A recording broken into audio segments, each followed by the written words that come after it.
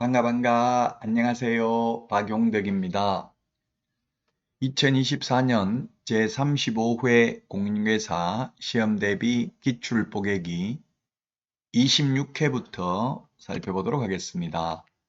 자, 26회 1번 문제입니다. 용어 정의와 관련해서 옳은 것은 했는데 용어의 정의가 시험에 한 문제는 최소한 출제되죠. 1번 법정지상권을 양도하는 행위를 알선하는 것은 중개에 해당한다. 네, 명문 규정은 없지만 해석상 법정지상권, 법정저당권, 유치권, 알선하는 것은 중개에 해당됩니다. 다만 법정지상권의 성립에는 중개 개입 여지가 없죠. 법정지상권이 성립하는 것은 민법 305조, 366조, 가등기 담보 등에 관한 법률 제10조, 임목에 관한 법률 제6조, 관습법에 의해서 성립합니다. 대표적인 게 민법 366조, 토지와 건물이 저당권 설정 당시에 동일 소유이였다가 임의경매로 토지와 건물의 소유자가 달라지게 된 경우에도 건물 소유자는 계속해서 그 토지를 사용할 수 있는 권리가 이름하여 법정지상권입니다.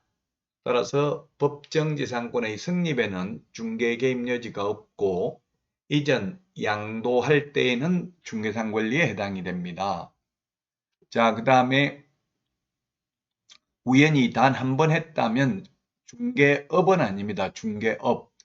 중개업이라는 것은 다른 사람의 의뢰에 의하여 일정한 보수를 받고 중개를 업으로, 직업으로 하는 것을 중개업이라고 합니다. 직업이란 불특정 다수와 계속 반복해야 되죠. 그래서 우연히 한 번 하는 건 중개업은 아니고요. 자, 그 다음에 외국법에 따라 자격을 취득해도, 즉 미국 자격증을 따가지고 왔다 하더라도 우리나라에서 개업할 수 없습니다. 다만 외국 사람이 우리나라 시험에 합격했다면 공인중개사이기 때문에 개업할 수 있죠. 우리나라 사람이 외국에서 자격증을 취득해도 공인중개사가 아니다. 이 법에 의해서 자격을 취득한 자이다. 4번에 소속공인중개사란 법인인 개업공개사에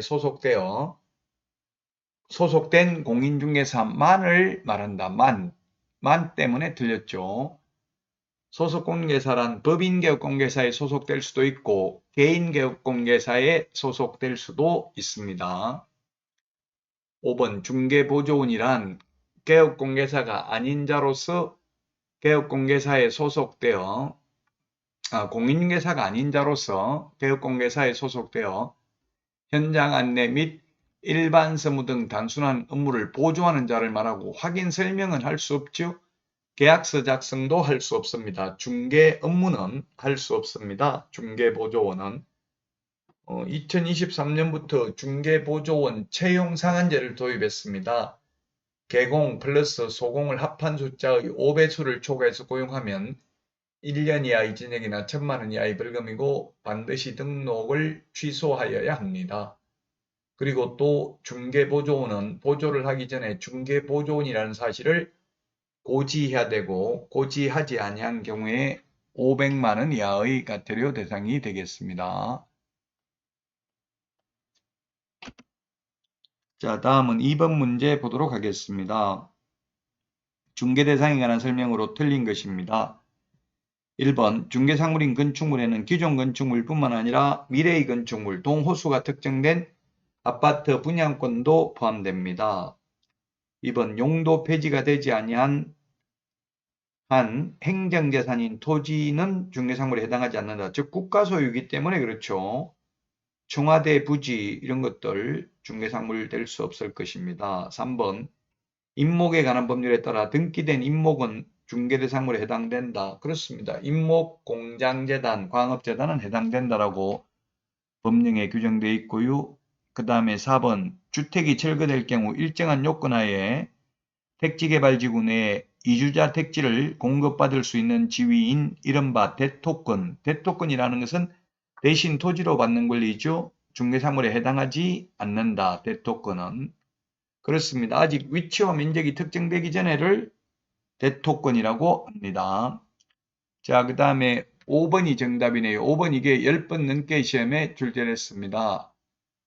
그 밖의 권리에는 저당권 등 담보물권도 포함되며 그 저당권이 비록 금전 소비대차 알선에 부수하여 이루어졌다 하더라도 달리 볼 것도 아니다. 이런 판례가 있습니다.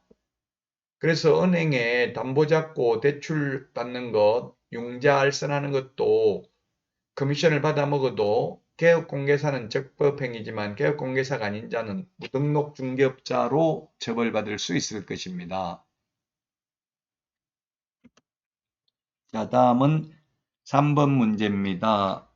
자격증, 등록증 교부에 대해서 틀린 것인데 1번 자격증 및 등록증 교부는 국토부령이 정하는 바에 따른다. 예, 이게 시험에 국토부령 대통령령 나오면 이거는 그냥 틀린 것, 옳은 것 다 정답이 아니라고 보시면 됩니다. 이걸 맞추기는 어렵죠. 그냥 구색을 갖추기 위해서 해놓은 거니까요. 맞습니다. 어쨌든 국토부령이 정하는 바에 따르는 건 맞고요. 2번 등록증은 등록관청이 교부합니다. 시장군수구청장 맞습니다. 3번 자격증 등록증을 잃어버리거나 못 쓰게 된 경우 시도지사에게 재교부 신청한다고 했는데 등록증은 등록관청입니다. 자격증은 시도지사죠. 등록증 때문에 X입니다.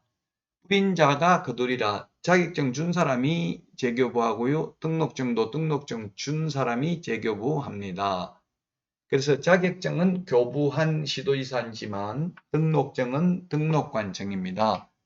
그래서 틀렸고 4번은 등록증을 교부한 관청은 그 사실을 다음 달 10일까지 협회에 통보해야 됩니다. 다음 달 10일이라는 말이 없다 하더라도 틀린 말은 아닙니다. 다음 달 5일, 7일 이내에 통보해야 된다 하면 물론 X입니다. 5번 자격증의 재교부를 신청하는 자는 당해 지자체 조례가 정하는 바에 따라 수수료를 납부해야 된다. 그렇습니다. 처음 자격증을 교부할 때는 수수료 안 내는데 재교부의 경우는 지자체 조례가 정하는 수수료를 내야 됩니다. 시도 조례가 정하는 수수료를 내야 되겠죠. 자, 다음은 4번입니다. 등록 기준 옳은 것을 모두 고른 것을 했는데 기업, 상법상 회사 또는 협동조합 기본법에 따른 협동조합이어야 되며 자본금은 5천만 원 이상이어야 합니다. 다만 사회적 협동조합은 영리법인이 될 수 없으므로 제외합니다. 맞습니다. 그리고 대표자는 공인중개사이어야 합니다. 맞습니다. D가 대표자를 포함한 대표자를 포함한이라고 했는데 대표자를 제외한 포함이 아니고 제외죠. 제외한 임원 또는 사원의 3분의 1 이상이 공인중개사이어야 합니다. 그래서 D가 틀렸고요. 리얼은 법인의 대표자, 임원 또는 사원 전원이 실무교육을 받아야 됩니다. 3분의 1이 실무교육 받으면 되는 게 아니라 모든 임원, 사원 전원이 전부 다 실무교육을 받아야 되겠습니다.